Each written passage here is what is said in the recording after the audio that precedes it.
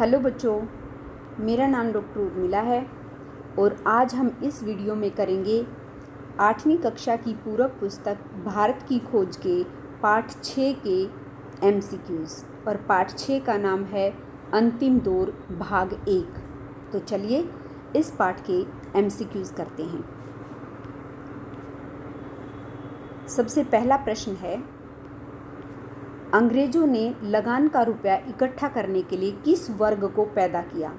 Option है निम्न वर्ग, मध्यम वर्ग, जमींदार वर्ग या सैनिक वर्ग। और इसका सही उत्तर है जमींदार वर्ग, यानी जो जमींदार थे उनका एक वर्ग इकट्ठा किया ताकि वे लगान का रुपया इकट्ठा कर सकें। प्रश्न 2 है, अंग्रेजी सरकार के 2 खास महकमे कौन कौन से थे? ऑप्शन है शिक्षा और उद्योग, पुलिस और शिक्षा, शिक्षा और तार विभाग या मालगुजारी और पुलिस। और इसका सही उत्तर है घ मालगुजारी और पुलिस। प्रश्न 3 है, भारतीयों द्वारा जो धन ब्रिटिश सेना के प्रशिक्षण के खर्च के लिए दिया जाता था उसे क्या कहा जाता था? ऑप्शन है कैपिटेशन चार्ज, प्रशिक्षण चार्ज, सेना चार्ज या संरक्षण चार्ज। और इसका सही उत्तर है कैपिटेशन चार्ज।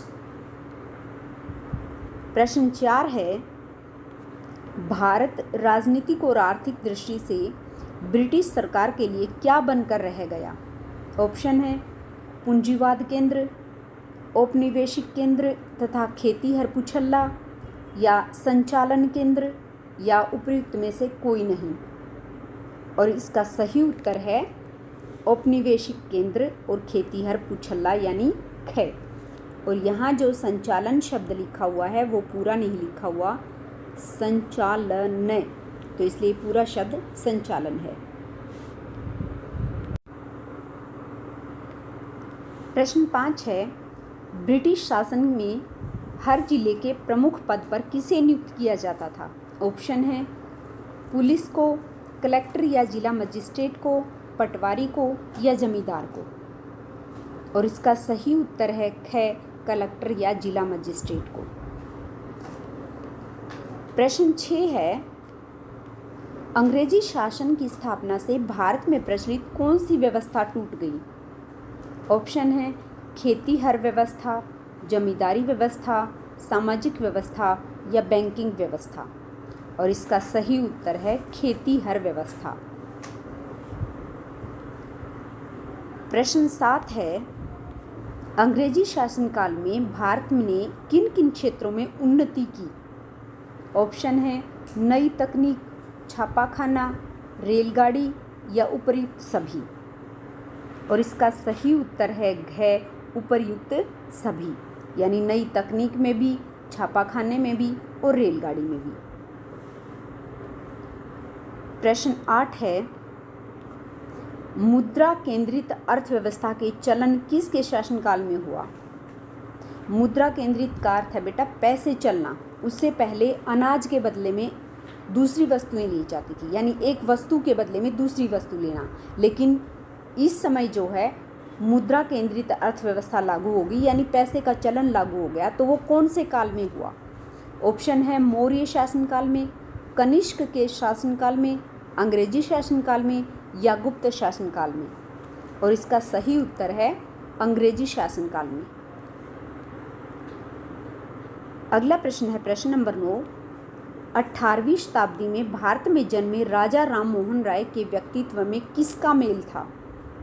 ऑप्शन है प्राचीन ज्ञान का, नवीन ज्ञान का, प्राचीन एवं नवीन ज्ञान का या पाश्चात्य ज्ञान का। और इसका सही उत्तर है ग प्राचीन एवं नवीन ज्ञान का। प्रश्न 10 है, राजा राम मोहन राय ने धर्म के अध्ययन की कौन सी पद्धति को अपनाया? ऑप्शन है आलोचनात्मक पद्धति, तुलनात्मक पद्धति, आगमन पद्धति या निगमन पद्धति। और इसका सही उत्तर है तुलनात्मक पद्धति। तुलनात्मक पद्धति में 2 वस्तुओं की आपस में तुलना की जाती है। अगला प्रश्न है प्रश्न नंबर 11। राजा राम मोहन राय के प्रयासों से भारत में प्रचलित कौन सी प्रथा पर रोक लगी? ऑप्शन है सती प्रथा पर, बहुविवाह प्रथा पर, पर्दा प्रथा पर या पुनर्विवाह प्रथा पर। और इसका सही उत्तर है सती प्रथा पर। सती प्रथा क्या होती है कि जब किसी औरत का आदमी मर जाता है तो उस औरत को भी आदमी के साथ ही जला दिया जाता है, वो सती प्रथा कहलाती थी। और राजा राम मोहन राय के प्रयासों से ये प्रथा समाप्त हुई। अगला प्रश्न है प्रश्न नंबर 12। भारतीयों द्वारा संपादित पहला अखबार 1818 में कौन सी भाषा में निकला था? ऑप्शन है हिंदी, संस्कृत, अंग्रेजी या फारसी। और इसका सही उत्तर है अंग्रेजी। तो ये अंग्रेजी में जो अखबार निकला था ये कौन से सन में निकला था? 1818 में। प्रश्न 13 है राजा राम मोहन राय की मृत्यु किस देश में हुई? ऑप्शन है भारत में, चीन में, अमेरिका में या इंग्लैंड में। और इसका सही उत्तर है इंग्लैंड में। और इंग्लैंड में जो जगह थी वो कौन सी थी? ब्रिस्टल। प्रश्न 14 है अंग्रेजों ने शिक्षा के द्वारा किस जमात को तैयार किया? ऑप्शन है पत्रकारों को, क्लर्कों को, धर्म प्रचारकों को या अध्यापकों को। और इसका सही उत्तर है धर्म प्रचारकों को। प्रश्न 15 है भारत का प्रथम स्वतंत्रता संग्राम कब हुआ? ऑप्शन है मई 1857 में, जून 1857 में, मई 1858 में या जून 1858 में। और इसका सही उत्तर है मई 1857 में। और अगर ये पूछा जाए कि भारत का प्रथम स्वतंत्रता संग्राम कहाँ से शुरू हुआ तो वो था मेरठ से। अगला प्रश्न है प्रश्न नंबर 16। प्रथम स्वतंत्रता संग्राम के समय दिल्ली के सिंहासन पर कौन सा मुगल शासक बैठा था? ऑप्शन है अकबर, शाहजहां, बहादुर शाह जफर और औरंगजेब। और इसका सही उत्तर है बहादुर शाह जफर।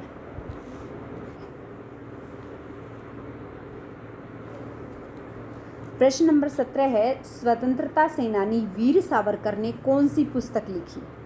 ऑप्शन है discovery of India, go to Vedas, the history of war of independence या उपर्युक्त में से कोई नहीं। तो इसका सही उत्तर है history of the war of independence. क्योंकि डिस्कवरी ऑफ इंडिया तो जवाहरलाल नेहरू ने लिखी थी, गो टू वेदास जो है स्वामी दयानंद ने लिखी थी, तो वीर सावरकर ने कौन सी लिखी? The history of the war of independence. प्रश्न 18 है कौन से स्वतंत्रता सेनानी को अंग्रेज जनरल ह्यूरोज ने सर्वोत्तम और सबसे बहादुर कहा है? यहाँ ह्यूरोज शब्द नहीं है, ह्यूरोज है। ऑप्शन है त्याता टोपे को, नाना साहब को, वीर कुंवर सिंह को या रानी लक्ष्मीबाई को। और इसका सही उत्तर है रानी लक्ष्मीबाई को सर्वोत्तम और सबसे बहादुर कहा। और किसने कहा? जनरल ह्यूरोज ने। अगला प्रश्न है प्रश्न नंबर 19। स्वामी विवेकानंद के गुरु कौन थे? ऑप्शन है स्वामी दयानंद, स्वामी रामकृष्ण परमहंस, राजा राम मोहन राय या केशव चंद्र। और इसका सही उत्तर है केशव चंद्र।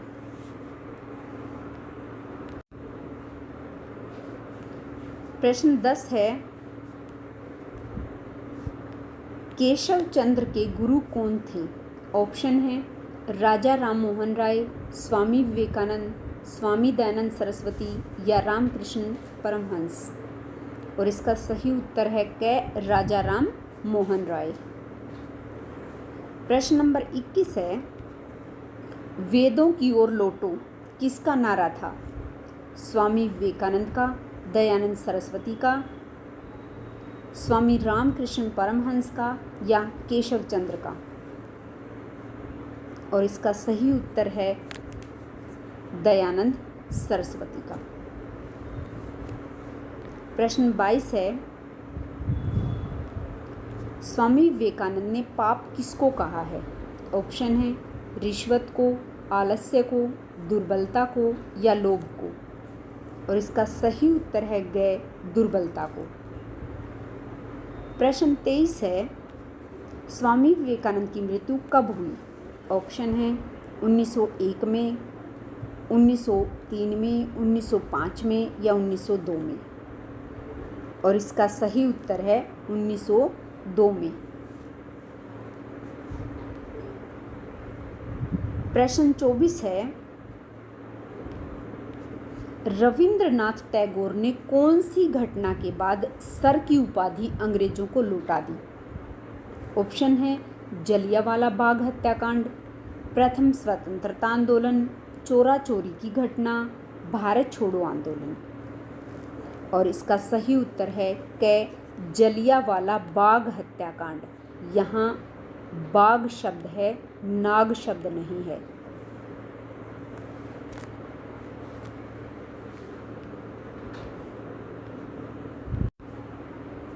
प्रश्न 25 है, निम्नलिखित संस्थाओं को उनके संस्थापकों से मिलान करो। एक तरफ संस्थाएं लिखी हुई हैं और एक तरफ संस्थापक। आर्य समाज की स्थापना किसने की? तो आर्य समाज की स्थापना स्वामी दयानंद सरस्वती ने की। ब्रह्म समाज की स्थापना राजा राम मोहन राय ने की। रामकृष्ण मिशन की स्थापना स्वामी विवेकानंद ने की। और शांति निकेतन की स्थापना रविंद्रनाथ टैगोर ने की। तो अब हम इसके ऑप्शन देखते हैं। जैसे क ऑप्शन में क्या है कि ए का पहला, ए जो है आर्य समाज का रविंद्रनाथ टैगोर, नहीं, ये गलत है। दूसरा देखते हैं, ए का 2 यानी आर्य समाज का दयानंद सरस्वती, तो ये सही है। बी का 3 ब्रह्म समाज राजा राम मोहन राय, बिल्कुल सही है। सी का 4 रामकृष्ण मिशन स्वामी विवेकानंद, बिल्कुल सही है। और डी का 1 शांति निकेतन रविंद्रनाथ टैगोर, ये भी सही है। तो हमारा ख ऑप्शन सही है। प्रश्न 26 है, गोपाल कृष्ण गोखले और बाल गंगाधर तिलक कौन से राज्य के निवासी थे? ऑप्शन है राजस्थान के, गुजरात के, महाराष्ट्र के या हरियाणा के। और इसका सही उत्तर है महाराष्ट्र के। प्रश्न 21 है, स्वामी विवेकानंद शिकागो में अंतर्राष्ट्रीय धर्म सम्मेलन के लिए कब गए? ऑप्शन है 1893 में, 1894 में, 1895 में या 1896 में। और इसका सही उत्तर है क, 1893 में। अगला प्रश्न है प्रश्न नंबर 23, सैर सैयद अहमद खां कौन थे? ऑप्शन है हिंदू नेता, वैज्ञानिक, कांग्रेसी नेता, मुस्लिम नेता। और इसका सही उत्तर है घ, मुस्लिम नेता। अगला प्रश्न है प्रश्न नंबर 29, अलीगढ़ कॉलेज की स्थापना किसने की? ऑप्शन है राजा राम मोहन राय ने, सैर सैयद अहमद खां ने, अबुल कलाम आज़ाद ने या श्रीमती एनी बेसेंट ने। और इसका सही उत्तर है सैर सैयद अहमद खां यानी ख। प्रश्न 30 है, वर्ष 1912 में कौन कौन से साप्ताहिक समाचार पत्र निकलने आरंभ हुए? साप्ताहिक का अर्थ है सप्ताह में एक बार निकलते थे ये, तो वो कौन कौन से अखबार थे? ऑप्शन है उर्दू में अल हिलाल, अंग्रेजी में द कामरेड, उपर्युक्त दोनों या इनमें से कोई नहीं। और इसका सही उत्तर है ग, उपर्युक्त दोनों, यानी उर्दू में अल हिलाल और अंग्रेजी में द कामरेड। अगला प्रश्न है प्रश्न नंबर 31, उर्दू के साप्ताहिक पत्र अल हिलाल का आरंभ किसने किया? ऑप्शन है रविंद्रनाथ टैगोर ने, राजा राम मोहन राय ने, सैर सैयद अहमद खान ने या अबुल कलाम आज़ाद ने? और इसका सही उत्तर है घ अबुल कलाम आज़ाद ने। प्रश्न 32 है, नेशनल कांग्रेस की स्थापना कौन से सन में हुई? ऑप्शन है 1885, 1886, 1887 या 1888 ईस्वी। और इसका सही उत्तर है क 1885 ईस्वी। प्रश्न 33 है, बंगाल विभाजन के विरोध में हुए शक्तिशाली आंदोलन में कौन से ओजस्वी नेता उभर कर आए? ऑप्शन है बाल गंगाधर तिलक, गोपाल कृष्ण गोखले, उपर्युक्त दोनों या इनमें से कोई नहीं। और इसका सही उत्तर है ग उपर्युक्त दोनों, यानी बाल गंगाधर तिलक भी और गोपाल कृष्ण गोखले भी। इसी के साथ हमारी आज की ये वीडियो समाप्त हुई। अगर वीडियो अच्छी लगे तो इसे लाइक और शेयर ज़रूर करें। Thank you.